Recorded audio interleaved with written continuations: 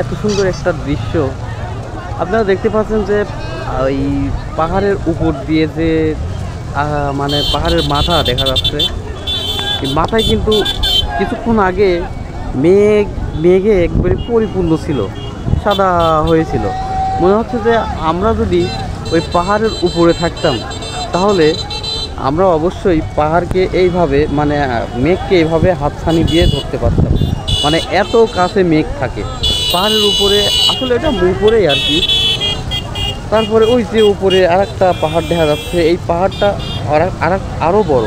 আর দূর থেকে এই পাহাড়ের উপরে আরেকটা পাহাড় আছে, বিশাল বড় পাহাড়, এটার থেকে মনে হয় কয়েক গুণ বড়। তো যাই হোক, এই পাহাড়গুলা দেখে, পাহাড়ে যেহেতু অল্প একটু অংশে গেছি আমরা, তো খুবই বিশাল বড় বড় পাথরে এই পাহাড়টা আঁকড়ে ধরছে আর কি। বিশাল বড় বড় পাহাড়ে এই যে কালো কালো দেখা যাচ্ছে, এগুলো পাথর আর কি। এই যে কালো কালো দেখা যাচ্ছে, এগুলো সম্পূর্ণ বড় বড় পাথর। তো যাই হোক, উপরে যত উপরে যাব ততই, আর যত গভীরে যাব ততই মনে হয় আরও বেশি বড় বড় পাথর দেখা যায়।